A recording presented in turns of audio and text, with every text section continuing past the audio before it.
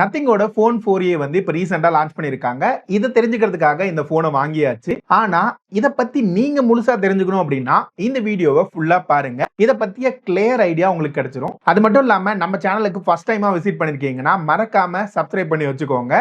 இப்ப அன்பாக்சிங்ல இருந்து ஸ்டார்ட் பண்ணுவோம். இந்த பாக்ஸ் ஓபன் பண்ண உடனே உங்களுக்கு உள்ள நத்திங்கோட ஃபோன் 4A கிடைச்சிருது. இது ஓரமா வச்சோம்னா சில paper works, type C to type C cable கொடுத்திருக்காங்க. இது மட்டும் இல்லாம சிம் ரிமூவ் பண்றதுக்கான பின்னு இவங்களோட யூனிக்கான ஸ்டைல்ல கொடுத்திருக்காங்க. அதோட சேர்த்து ஒரு பேசிக்கான சிலிக்கன் கேஸ இன்க்ளூட் பண்ணிருக்காங்க. லாஸ்ட் டைம் இந்த மாதிரி எதுவும் வரல. இந்த டைம் இன்க்ளூட் பண்ணிருக்கிறது ஒரு நல்ல விஷயமா பாக்குறேன். ஆனா இந்த முறையும் ஸ்கிப் பண்ணிருக்க விஷயம் என்னன்னா, இங்க 50 வாட்கான சார்ஜிங் சப்போர்ட் கொடுத்திருந்தாலும் சார்ஜர் வந்து பாக்ஸ்ல கொடுக்கல. இப்ப இந்த பாக்ஸ் ஓரமா வச்சுட்டு இதோட டிசைனை பத்தி பேசுவோம். இந்த முறை போன முறைக்கும் கம்பேர் பண்ணும்போது பிங்க் கலர்ல ஒரு புதுசா ஒரு வேரியண்ட்டை இன்ட்ரோடியூஸ் பண்ணிருக்காங்க. நான் இந்த போனை கையில பிடிக்கும் போது லாஸ்ட் டைம் போன் 3A பிடிச்ச ஃபீலோட இந்த முறை இன்னும் ஃபீல் கொஞ்சம் நல்லா இருக்கு. வெயிட் பேலன்ஸ் இன்னும் நல்லாவே பண்ணிருக்க மாதிரி தான் இருக்கு. இது மட்டும் இல்லாம இந்த முறை வழக்கமா வர அந்த கிளிப் எல்லாம் தூக்கிட்டு இப்ப கிளிப் பார்னு ஒன்னு கொடுத்திருக்காங்க.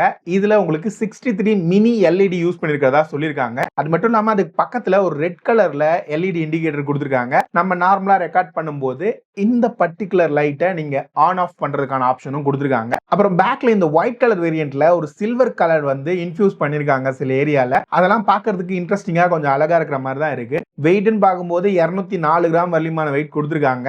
பில்ட் குவாலிட்டி சைடு வரும்போது பின்னாடி பாண்டா கிளாஸ்க்கான ப்ரொடெக்ஷன் கொடுத்திருக்காங்க. ஃப்ரண்ட் சைடுல உங்களுக்கு கார்னிங் கொரில்லா கிளாஸ் 7க்கான ப்ரொடெக்ஷன் கிடைச்சிரும். இது மட்டும் இல்லாம இந்த போன்ல உங்களுக்கு IP64க்கான ரேட்டிங் மட்டும் தான் ப்ராமிஸ் பண்ணிருக்காங்க. IP69 இல்லாததுனால தண்ணிக்குள்ள எல்லாம் போட்டு விளையாட முடியாது. பார்த்து பாதுகாப்பா யூஸ் பண்ணிக்கோங்க. இப்போ இந்த போனோட டிஸ்ப்ளே சைடு வரும்போது லாஸ்ட் இயரை கம்பேர் பண்ணும்போது போன் 3Aக்கும் போன் 4Aக்கும் இருக்கிற மெயின் டிஃபரன்ஸ் ஃபுல் ஹெச்டில இருந்து 1.5K ரெசல்யூஷனுக்கு மாறி இருக்கு. அதனால இதோட டிஸ்ப்ளே குவாலிட்டி வைஸ் பார்க்கும்போது இன்னுமே இம்ப்ரூவ்மெண்ட் நல்லாவே ஃபீல் பண்ண முடியுது. ரிஃப்ரெஷ் ரேட்டை பொறுத்த வரைக்கும் உங்களுக்கு 120 ஹெர்ட்ஸ்க்கான ரிஃப்ரெஷ் ரேட் கொடுத்திருக்காங்க. இங்க உங்களுக்கு அவுட்டோர் பிரைட்னஸ் இன்க்ரீஸ் பண்ற மாதிரி ஹை பிரைட்னஸ் மோட்லயும் ஒரு அப்கிரேட் கொடுத்திருக்காங்க. அப்புறம் அப்படியே ஃப்ரண்ட்ல இங்க கீழே வந்தோம்னா இன் டிஸ்ப்ளே ஃபிங்கர் பிரிண்ட் சென்சார் கிடைச்சிரும். இதோட அக்யூரசி ரொம்பவே சூப்பரா பண்ணிருக்காங்க. மேல அப்படியே ஃபேஸ் அண்ட் லாக்கும் நல்லா அக்யூரேட்டா வேலை செய்யற மாதிரி தான் கொடுத்திருக்காங்க. இப்போ அப்படியே இதோட பெர்ஃபார்மன்ஸ் சைடு வரும்போது இங்க உங்களுக்கு ஸ்னாப்டிராகனோட 7S Gen 4 யூஸ் பண்ணிருக்காங்க. லாஸ்ட் டைம் கம்பேர் பண்ணும்போது ஒரு ஸ்லைட்லி அப்கிரேட் பண்ணிருக்காங்களே தவிர்த்து மேஜரான அப்கிரேட் கிடையாது. இதுல பெஞ்ச்மார்க்கிங் பொறுத்த வரைக்கும் ஆன்டிடூல அரௌண்ட் 1 மில்லியன் வரலிமான ஸ்கோர் கிடைக்குது.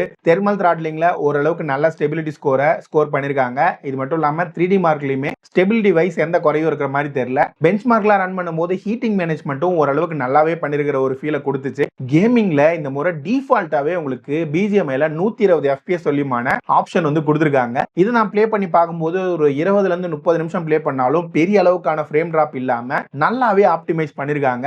அதுக்கு நத்திங்க்கு ஒரு பாராட்டுகளை தெரிவிச்சுக்கலாம். இருந்தாலும் லாங் டைம் கேமிங்க்கு இந்த ப்ராசஸர் ரொம்ப ஸ்டேபிளா இருக்குமான்னு கேட்டா கொஞ்சம் டவுட் தான். ஹீட்டிங் மேனேஜ்மெண்ட் பொறுத்த வரைக்கும் மேஜரா 41, 42 வரலையும் தான் போகுது. மேஜரான ஹீட்டிங் கம்ப்ளைண்ட் இந்த போன்ல உங்களுக்கு கிடையாது. இந்த ப்ராசஸர் வச்சு நீங்க நார்மலான டாஸ்கா இருந்தாலும் சரி, ஹெவியான டாஸ்கா இருந்தாலும் சரி, மல்டி டாஸ்கிங் ஆஸ்பெக்ட்ல பார்க்கும்போதும் நத்திங் வந்து நல்லாவே ஆப்டிமைஸ் பண்ணிருக்க மாதிரி தான் இருக்கு. இங்க ஸ்டோரேஜை பொறுத்த வரைக்கும் அதே LPDDR4X ரேமோட சேர்த்து 8GB 128GB வேரியண்ட்டை பேஸா கொடுத்திருக்காங்க. ஆனா இந்த முறை என்ன சேஞ்ச் பண்ணிருக்காங்கன்னா லாஸ்ட் டைம் கம்பேர் பண்ணும்போது UFSோட 3.1 சப்போர்ட் வந்து இந்த போன்ல கொடுத்திருக்கிறதுனால ரீட் அண்ட் ரைட் ஸ்பீட்ல ஒரு நல்ல அப்கிரேட ஃபீல் பண்ண முடியுது. அப்படியே நெட்வொர்க் சைடு வரும்போது இங்க மேஜரான 5G பேண்ட்ஸ் பார்க்கும்போது எல்லா 5G பேண்ட்ஸும் கொடுத்திருக்காங்க. Wi-Fi 6க்கான சப்போர்ட்டும் ப்ளூடூத்ல 5.4க்கான சப்போர்ட்டும் கொடுத்திருக்காங்க. ஆனா எல்லா கண்ட்ரில கொடுத்துற மாதிரி NFC வந்து இந்தியாவுக்கு மட்டும் கொடுக்காம விட்டுருக்காங்க. மற்றபடி நெட்வொர்க்ல கால் டிராப் அந்த மாதிரிலாம் பெருசா ஃபேஸ் பண்ண மாதிரி எனக்கு ஞாபகம் இல்ல. அந்த வகையில பாராட்டலாம். இப்ப ஸ்பீக்கர் குவாலிட்டின்னு வரும்போது இந்த பட்ஜெட்ல இந்த போன்ல ஒரு நல்ல ஸ்பீக்கர் குவாலிட்டியை நீங்க எதிர்பார்க்கலாம். இதோட எக்ஸ்பீரியன்ஸ் ரொம்பவே சூப்பரா பண்ணிருக்க மாதிரி தான் ஒரு ஃபீலை கொடுக்குது.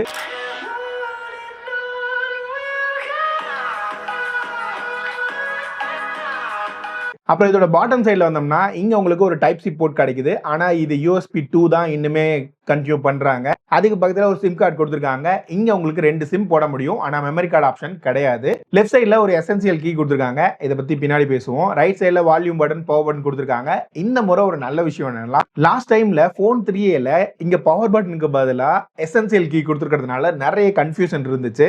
அதை இந்த முறை மாத்திருக்கிறதும் ஒரு வெல்கம் மூவ் மாதிரி தான் எனக்கு ஃபீல் ஆகுது. ஆனா இந்த போன்ல பேட்டரியை பத்தி பேசும்போது எல்லா ஸ்மார்ட் போன் பிராண்ட்ஸுமே 7000 mAh 10,000 mAh மூவ் ஆகிட்டு இருக்கும்போது இவங்க இந்த 100 இந்த 200ன்னு சொல்ற மாதிரி 5000 மில்லியம் போருக்கான பேட்டரியில இருந்து 5400 மில்லியம் போருக்கான பேட்டரியா இந்த முறை இம்ப்ரூவ் பண்ணிருக்காங்க. ஆனா இதனால பெரிய மேசிவான ஒரு பேட்டரி அப்கிரேட நீங்க ஃபீல் பண்ண முடியாதுன்றது உண்மைதான். ஆனா இந்த பர்டிகுலர் பேட்டரியை எந்த அளவுக்கு ஆப்டிமைஸ் பண்ணிருக்காங்கன்றது பொறுத்து இந்த ரிசல்ட் எப்படி இருந்துச்சுன்றதையும் இங்க பார்க்க போறோம். ஃபர்ஸ்ட் இங்க 50 வாட்கான சார்ஜிங் அடாப்டர் உள்ள கொடுக்கல.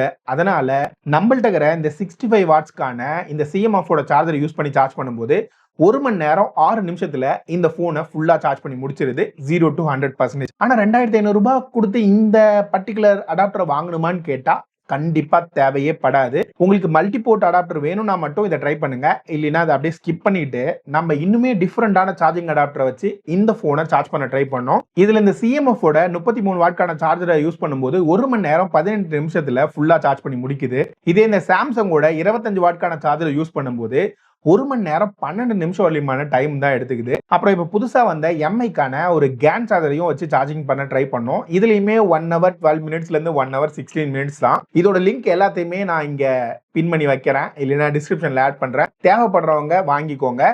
இங்க என்னதான் 50 வாட்னு சொல்லிட்டு மார்க்கெட்டிங்ல நிறைய பில்டப்ஸ் இருந்தாலும் இங்க 25 வாட்கான அடாப்டரே போதுமானது இதுக்கான மேக்சிமம் அவுட்புட் எடுக்கிறதுக்கு. அந்த வகையில தேவைப்படுறவங்க வாங்கிக்கோங்க. அதுக்கு அடுத்தது இதோட பேட்டரி லைஃபை பத்தி பேசும்போது இந்த போன் நான் டெஸ்ட் பண்ணி முடிக்கும் போது எனக்கு என்ன ஃபீல் ஆனிச்சுன்னா, நீங்க ஒரு நாள்ல இருந்து 1.5 நாள் வரைக்கும் நார்மல் யூசரா இருந்தா இந்த போனை நீங்க புஷ் பண்ண முடியும். இதை டெஸ்ட் பண்ணி முடிக்கும் போது எனக்கு 9 மணி நேரம் 7 நிமிஷம் வரையுமான எஸ்ஓடி கிடைச்சிச்சு.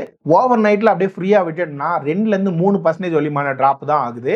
இந்த போன்ல இருக்கிற பேட்டரியை வச்சு ஓரளவுக்கு ஆப்டிமைஸ் பண்ணிருக்க ஃபீலை தான் கொடுத்துருக்காங்க. அடுத்ததா இதோட கேமராவை பத்தி பேசும்போது இந்த முறை உங்களுக்கு ட்ரிபிள் கேமரா செட்டப் தான். ஆனா என்ன மாறி இருக்குன்னா, உங்களுக்கு 3.5xல ஒரு டெலிஃபோட்டோ லென்ஸ் கொடுத்துருக்காங்க. பிரைமரி அதே 50 MBக்கான சென்சார் OIS சப்போர்ட்டோட வந்துடும். ஆனா அல்ட்ரா வைட் உங்களுக்கு 8 MBக்கான அல்ட்ரா வைடா சேஞ்ச் பண்ணிருக்காங்க. ஃப்ரண்ட்ல உங்களுக்கு அதே 32 MBக்கான சென்சார் கொடுத்துருக்காங்க. ஃபர்ஸ்ட் இந்த மெயின் சென்சார்ல எடுக்கிற போட்டோஸ்ல உங்களுக்கு டீடைல்ஸ் ஆஸ்பெக்ட்ல ஓரளவுக்கு டீசென்ட்டா பண்ணிருக்காங்க. கலர்ஸ் ஓகே, நேச்சர் சீன்லாம் எடுக்கும்போது எந்த ப்ராப்ளமும் இல்ல.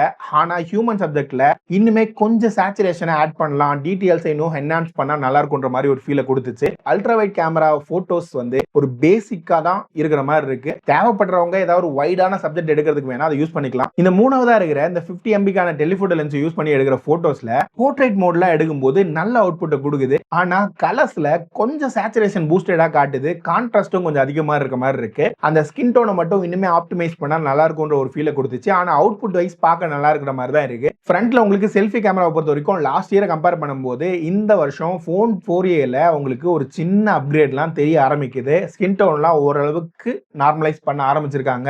ஆனா இன்னுமே ஒரு இம்ப்ரூவ்மெண்ட்லாம் தேவைப்படுது. போக போக அதெல்லாம் பண்ணுவாங்கன்னு நம்புறேன். வீடியோ சைடு வரும்போது ஃப்ரண்ட்ல உங்களுக்கு 1080p 60 FPS வரையுமான சப்போர்ட் தான் கொடுத்திருக்காங்க. இந்த சென்சார் என்னதான் 4K ரெக்கார்டிங் சப்போர்ட் பண்ணாலும் இந்த பட்ஜெட்டுக்கு என்னால இவ்வளவுதானா கொடுக்க முடியும் அப்படின்னு சொல்றதுக்காகவே இதை கொடுத்திருப்பாங்க போல. இதோட அவுட்புட் நீங்க பார்த்துட்டு இருப்பீங்க ஸ்கிரீன்ல. இப்போ அப்படியே பேக் சைடுல வரும்போது உங்களுக்கு 4K 60 FPS வரையுமான சப்போர்ட் வந்து மெயின் சென்சார்ல கொடுத்துருக்காங்க. இதுல உங்களுக்கு ஸ்டெபிலிட்டி வைஸ், டீடைல்ஸ் வைஸ் ஓரளவுக்கு நல்லாவே பண்ணிருக்காங்க. டைனமிக் ரேஞ்சும் நல்லா இருக்கிற மாதிரியான ஒரு ஃபீல் தான் கொடுக்குது. இதோட அவுட்புட் என்ன பொறுத்த வரைக்கும் நல்லா இருக்கிற மாதிரி ஒரு ஃபீலை கொடுத்துச்சு. 3.5x டெலிஃபோட்டோ லென்ஸ்ல எடுக்கும்போது ஸ்டெபிலிட்டி வைஸ் அந்த அளவுக்கு நல்லா இல்ல. பிக்ஸ்டா ஒரு இடத்துல வச்சு எடுக்கிறீங்கன்னா ஓகே, இல்லைன்னா செட் ஆகாது. அல்ட்ரா வைட்ல உங்களுக்கு 1080p ரெக்கார்டிங் மட்டும் தான் சப்போர்ட் பண்ணுது. அதனால அதை பெருசா எடுத்துக்க வேணாம். கேமராவை பொறுத்த வரைக்கும் செட்டப் வைஸ் நல்லா கொடுத்திருந்தாலும் இன்னும் ஆப்டிமைசேஷன் நல்லா தேவைப்படுதுன்ற ஒரு ஃபீல் தான் எனக்கு பர்சனலா இருந்துச்சு. இப்போ இந்த போனோட சாஃப்ட்வேர் சைடு வரும்போது இங்க உங்களுக்கு Android 16 அவுட் ஆஃப் தி பாக்ஸோட கொடுத்திருக்காங்க. 3 வருஷத்துக்கான OS அப்டேட்டும் 6 வருஷத்துக்கான செக்யூரிட்டி பேட்ச் அப்டேட்டும் ப்ராமிஸ் பண்ணிருக்காங்க. ஒரு 30,000 ரூபாய்க்கு மேல போகும்போது இன்னும் ஒரு வருஷத்துக்கான OS அப்டேட் அதிகமா கொடுத்திருக்கலாம். அதுக்கு அடுத்தது இந்த போன்ல உங்களுக்கு ப்ரீ இன்ஸ்டால் அப்ளிகேஷன் மற்ற போன்ஸை கம்பேர் பண்ணும்போது கம்மியா இருக்கு. அப்புறம் நத்திங்ல உங்களுக்கு ஸ்பெஷலான விஷயம் என்னன்னா, இதோட அனிமேஷன் வந்து ரொம்ப ஃப்ளூயிடா இருக்கும். மற்ற ஸ்மார்ட் போன் பிராண்ட்ஸை கம்பேர் பண்ணும்போது இருக்கிற சிப்பை நல்லாவே ஆப்டிமைஸ் பண்ணியிருப்பாங்க. அதோட அவுட்புட்டை நீங்களே இங்க பார்க்க முடியும். அது மட்டும் இல்லாம இந்த போன்ல இந்த எசென்சியல் கீ வழியா ரொம்ப மேஜரான விஷயங்கள் பண்ண முடியலனாலும் உங்களோட மெமரிஸை சேவ் பண்ணிக்கலாம், உங்களோட மீட்டிங் ஆர்கனைஸ் பண்ணிக்கலாம், கேலரியில் இருக்கிற ஸ்கிரீன்ஷாட்ஸ் எல்லாத்தையும் ஆர்கனைஸ் பண்ணி வச்சுக்கலாம். அப்புறம் அது இல்லாமல் ஒரு சில ஏஐ ஆப்ஷன்ஸ் மட்டும் கொடுத்துருக்காங்க. அப்புறம் இதோட பிரைசிங்கை பற்றி பார்க்கும்போது இந்த முறை மார்க்கெட்டிங்ல நல்லா அப்படியே உருட்டி வச்சிருக்காங்க. வழக்கமாக இதை பண்றதா இருந்தாலும் இதை நீங்க கொஞ்சம் தெரிஞ்சுக்க வேண்டியது இருக்கு. 32,000 ரூபாய்க்கு 8GB 128GB வேரியண்ட்டை பிரைஸ் பண்ணியிருக்காங்க. ஆனா கார்டு ஆஃபர்லாம் போக உங்களுக்கு 29,000 ரூபாய்க்கு தான் கிடைக்கும். ஆனா மார்க்கெட் பண்ணும்போது 25,000 ரூபாய்க்கே கிடைக்கும்ன்ற பில்டப்ஸோட தான் எல்லா இடத்துலையுமே அடிச்சு நொறுக்கி வச்சிருக்காங்க. இதுக்காக நீங்க இன்னொரு போனை எக்ஸ்சேஞ்ச் போனா மட்டும்தான் அடிஷனலான எக்ஸ்சேஞ்ச் போனஸ் வழியா 25,000 ரூபாய் வரைக்கும் கொண்டு வர முடியும். ஒரு நார்மலான யூசரா இருந்தீங்கன்னா 32,000.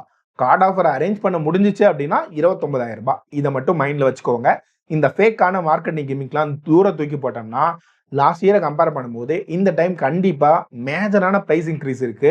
இது சிப் ஷார்டேஜ் அப்படி இப்படின்னு நிறைய விஷயங்களை சொன்னாலும் பிரைஸ் இன்க்ரீஸ் அதிகமா பண்ணிருக்காங்க. இருந்தாலும் இந்த போனை யார் வாங்கலான்னு கேட்கும்போது டிஸ்பிளே நல்லா இருக்கணும்பா, எனக்கு டே டு டே லைஃப்ல எந்த ஒரு லேகுமே இருக்கக்கூடாது, ஒரு 3 to 4 வருஷம் நல்லா யூஸ் பண்றதுக்கு ஒரு போன் வேணும்னு கேட்கறவங்களுக்கு இந்த போன் கண்டிப்பா ஒரு ஆப்ஷனா இருக்கும். ஆனா கேமரால மெயின் அப்கிரேட் வேணும்னு எதிர்பார்க்கறவங்களுக்கு இந்த போன் செட் ஆகாது. பேட்டரி லைஃப்லயும் பெரிய எதிர்பார்ப்புகளை வச்சுக்காதீங்க. இருக்கிறத வச்சு ஓரளவுக்கு நல்லா கொடுக்க முயற்சி பண்ணிருக்காங்க. IP69 ரேட்டிங் மாதிரிலாம் வேணும்னா வேற போனை ட்ரை பண்ணுங்க. அடுத்து என்ன வீடியோ வேணும் அப்படின்றத கீழே இருக்கிற கமெண்ட்ஸ்ல சொல்லுங்க.